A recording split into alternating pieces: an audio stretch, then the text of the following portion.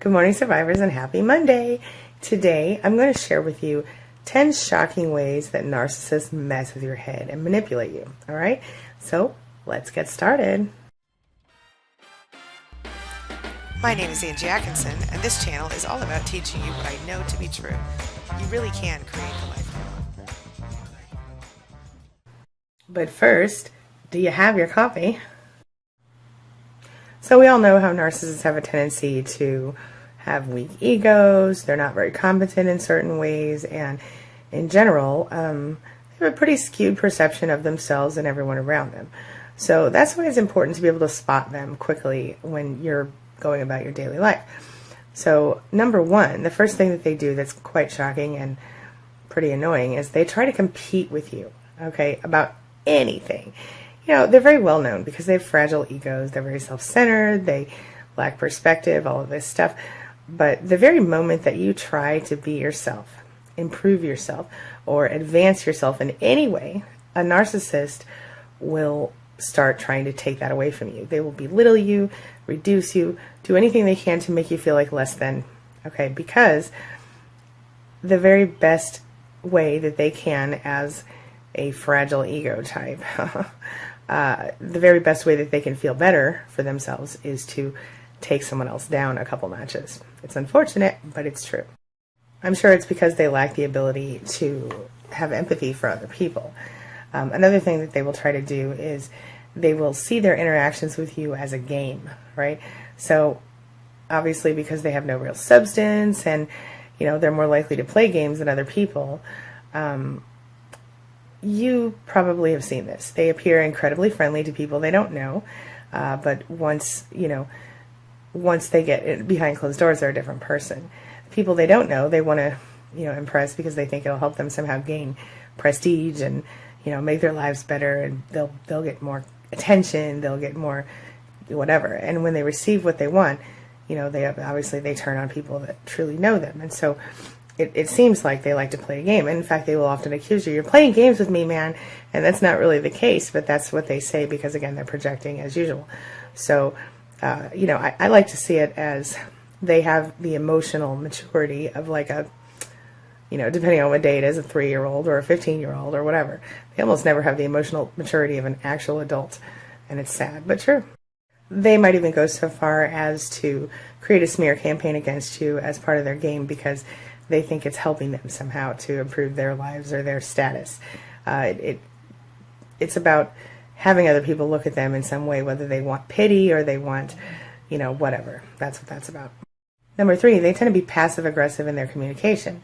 So they are obviously immature, and we already talked about the mental age issue, but in some cases, you might meet narcissists who seem amazing, and later, of course, you find out they were just playing a social game like we talked about. But it's very likely that they will engage in passive-aggressive behavior, which will, they'll do the narcissistic injury thing, or, like I said, they will play the mean girl or mean guy thing, or they create tension where it doesn't need to be, basically.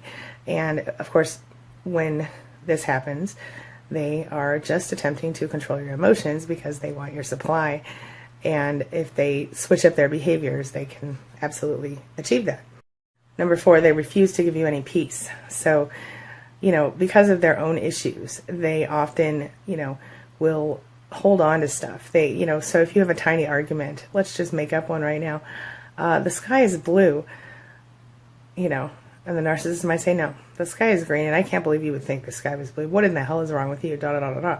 And then they literally might get angry at you for having the opinion that the sky is blue. And this might go on for days or weeks or months even, where every time anything happens, they go, oh, but you're so stupid. You said the sky was blue that one time 10 years ago or whatever. It's because they are incapable of interacting on a mature level. Their age, job title, whatever degrees they have, etc. None of it matters, and none of it has any influence on their behavior, sadly enough, because if they become triggered and their narcissistic crap kicks in, they, once they're angry, it's too late, and it's almost impossible to ask forgiveness. So I guess they hold grudges a lot. They like the feeling of being tense and anxious, and they want you to feel that way all the time. I know that sounds bizarre, but I think it's really, about holding on to control. And I think if you're reacting emotionally to them in any way, that's okay. That's control for them. Number 5, sometimes they'll express their emotions like a child. And what I mean by that is that, because they are emotionally and psychologically delayed, let's say, they will struggle with actually expressing themselves in any kind of healthy way. So if you try your best to placate their ego while you're dealing with them by complimenting them or staying out of their way, you have a better opportunity to not have to deal with this. But of course, as always, no contact is the best way, my friend. Number 6, they play the drama game so hard. And they do it unnecessarily, where there doesn't need to be drama. They almost always thrive on it. And, because basically it takes the attention off of them in some way. Sometimes they'll create drama just in order to hide something that they've done. So if they've cheated on you, for example, they might pick at the fact that, you put away a dirty dish one time, or that you have opinions different than theirs or whatever, and they'll blow it up into something much bigger than it needs to be in order to take the attention off them. I like to call that narcissistic deflection.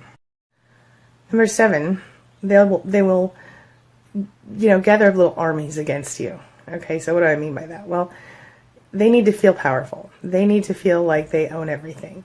And the best way for them to do that is to create a group of people around them that I like to call flying monkeys. Sometimes these people are willing flying monkeys, and sometimes they're people who don't really realize what's happening. In any case, the narcissist is happy to use people against you. So the best way that they can do that is to create a little clique or a little group of people around them that allows them to maintain some kind of positive reputation. And when things go wrong in the person's life, the narcissist's life, the people who are their flying monkeys will rush to the rescue. And I think one of the things that's interesting about this particular topic is that when you have a narcissist with such a group around them, they will often say to you things like, everybody knows you're crazy. Everybody knows there's all these things wrong with you. Everybody knows you treat me like crap. Whatever whatever it is that they're trying to put on your face. And if you actually would say to them, and I've done this in situations like this, oh, who's everybody? Who's everybody? They don't have any idea. Sometimes it is the clique of people that they've gathered up, their little flying monkeys, and sometimes they're just making it up. And if you call them out on it, they may even give you a name, and that person might even pretend to back them up, but a lot of times it's not everybody who knows anything. It's just them trying to get their way again. Number 8, they brag. They try to get attention in funny ways. They use any intelligence they have to gain people's approval and attention. And of course, everybody uses social media, but they will find a way to blow up their accomplishments and make them seem way bigger than they are.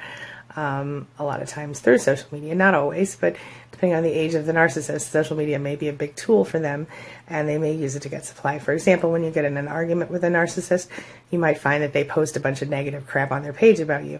And of course, in my opinion, this is all about, or subtle things that are obviously directed at you, but aren't really, and, not directed at you. And a lot of times they will use this in order, of course, to get attention. They'll embellish their accomplishments, brag, and seem very inauthentic. They'll seem totally fake because they are. It's the false self right there. Crazy, huh? Number 9, they act like children, behave in immature ways. They struggle to be mature, especially when it's necessary for them to be that way. For example, in the workplace, in public, anywhere they can get revenge, be vindictive. They just don't care. They have no concern for appearing to be a mature adult. It's true and crazy. In fact, most people who are narcissistic will go the extra mile just to hurt you on purpose. They will put extra effort into making life miserable for their victims. They will go that extra mile. They will make you uncomfortable. If it's let's say your narcissistic mother, she'll show up at your house and make you feel uncomfortable. And you can think back and you can think to yourself, gosh, I never really felt totally comfortable around my mother. There's a reason, my friend. Number 10 goes back to the flying monkeys again, because they will pull in other people, sometimes people in your church, people in your neighborhood, other parents from school, just random people sometimes to work against you, especially if they're angry with you. They'll smear campaign the crap out of you, and they don't care who they hurt, or who, especially you, or who has to be involved to do it. They will stoop to any level. There's literally nothing a narcissist will not do to get what they want, I don't think. So something to think about. I mean, most of them won't kill somebody, but they're, while not all narcissists are sociopaths or psychopaths, I think all sociopaths and psychopaths are narcissists. So something to think about. All right, I'm going to wrap up. I've got to get Sophie to school and get my day started. So you guys have a wonderful day. I'll see you later today for another video. And as always, thanks for letting me be a part of your day and a part of your life. And hey, thanks for being a part of mine. It really does mean a lot to me. It's my mission to teach others what I know to be true. You really can create the life you want. Take care of your body, take care of your soul, nurture the real you, and introduce him or her to the world. Be comfortable in your own skin and in your place in this world. Take your spot, take it now, and the universe will take its cue from you. You feel me? If so, subscribe to my channel. Let's get it done together.